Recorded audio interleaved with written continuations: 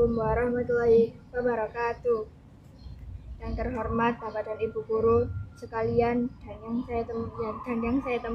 yang saya sayangi teman-teman sekalian.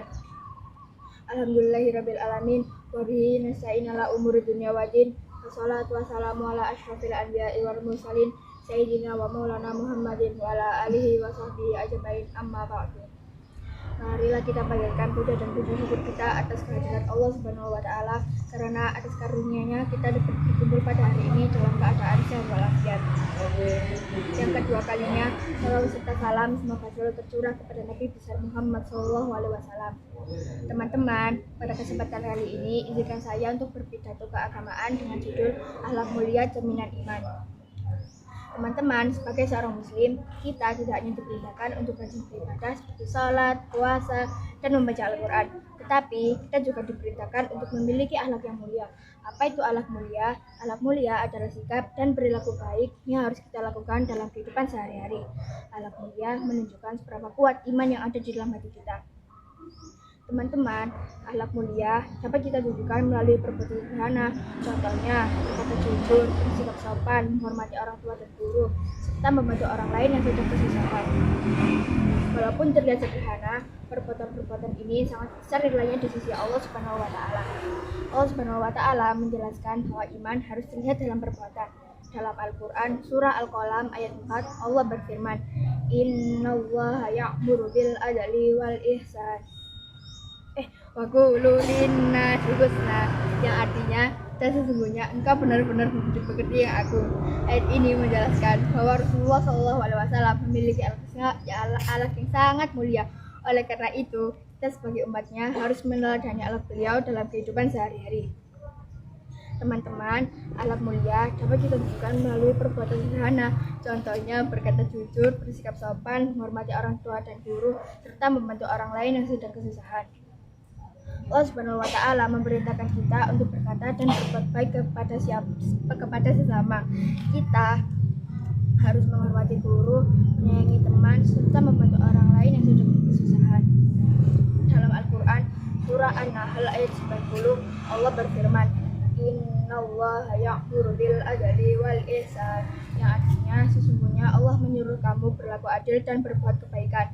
Ayat ini mengajarkan kita untuk berkata dan berbuat baik kepada siapapun, baik kepada orang tua, guru, teman, maupun orang lain. Teman-teman, di rumah kita harus meneladani akhlak mulia dengan berbakti kepada orang tua. Kita harus berbicara sopan, mendengarkan nasihat mereka, dan membantu pekerjaan rumah.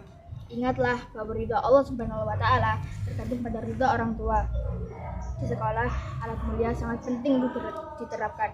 Kita harus berkata jujur, menghormati orang tua dan guru, serta menaati peraturan sekolah.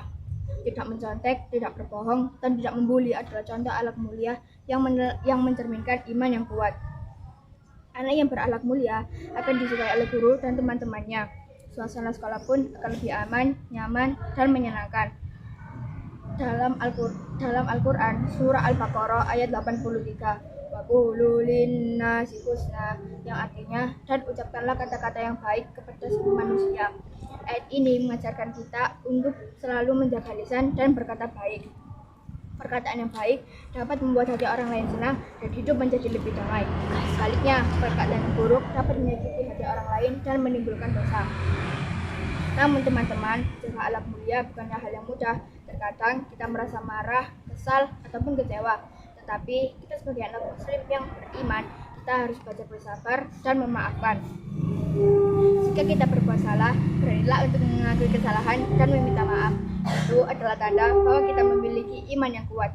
Teman-teman, mari kita jadikan akhlak mulia sebagai contoh dalam kehidupan sehari-hari. Mulai dari hal-hal kecil seperti mengucapkan salam, tersenyum kepada teman, berkata jujur, dan menaati peraturan. Teman-teman,